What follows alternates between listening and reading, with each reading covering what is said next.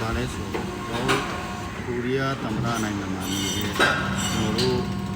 ရွှေမြန်မာလူမျိုးတွေကိုမှမရတယ်ဖွင့်ပြန်မယ်လဲပြန်မယ်ဆိုစီ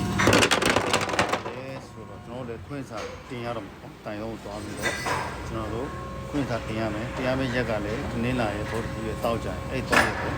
တော်တို့တော့တင်လို့ရအောင်ဗျာရင်လို့တန်းပြန်သွားလို့မရတော့ဘူးဒီကခွင့်စာတောင်းပြီးတော့မှအဲ့စာပဲရမှာပဲကျွန်တော်တို့စီလို့ခွင့်စာတောင်းမှဆိုရင်ကျွန်တော် passport ကိုတင်ပြမယ်ခွင့်စာရလုံးမယ် WIC အားလေးလုံးမယ်အဲ့မှာကျွန်တော်ပြင်ပြီးတာကျွန်တော်စာရပြပါမယ်ဘယ်လိုလဲဆိုတော့အဲ့ဒါဒီဘုတ်တော့လည်းရှော့လာတယ်ကျွန်တော်ပြန်မဆက်တော့ပြန်မလွယ်တော့ဘူးအဲ့တော့ကျွန်တော် Facebook မှာပြင်ထားတယ်ပြန်တော့ဘူးအဲ့လိုဖြစ်ကျွန်တော်ပြန်မယ်တော့လားကျွန်တော်ဖြစ်တည်ကြတာလည်းပြောနေဒါလည်းဆို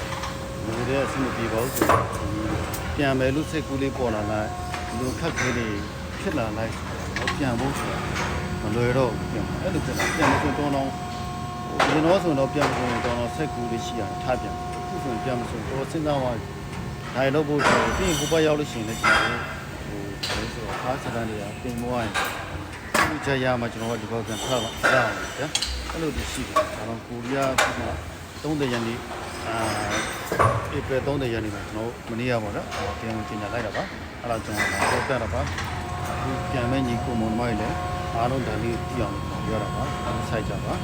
အခုချိန်မှာမပြန်သေးတာတော့ကောင်းတော့မှာပဲအဲ့လိုမျိုးနိုင်ငံရေးချိန်တွေနဲ့ကျွန်တော်တို့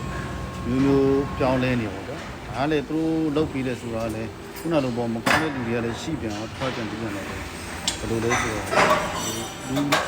ကူးတာရပြင်လာအဲ့လိုမျိုးဆိုတော့ဗျာနှစ်ဖက်ကကြည့်နေနှစ်ဖက်လုံးပုံနေသူတို့လည်းမနိုင်တော့သူတို့လောက်တော့သူတို့တက်တာသူတို့လည်းတက်တာတော့မဟုတ်ဘူးဘာလို့လဲဆိုတော့ရှုပ်လာအချင်းကူကြည့်ရတယ်နည်းအဲ့လိုမျိုးပဲသူတို့ဘက်ကကြည့်နေသူတို့လည်းမနိုင်တော့လောက်ချင်ပုံရှိဘူးအဲ့ဒါကြောင့်မလို့တိခံကြပါတော့ပြန်မယ်ဆိုရင်တိခံကြပါအချင်းမှာ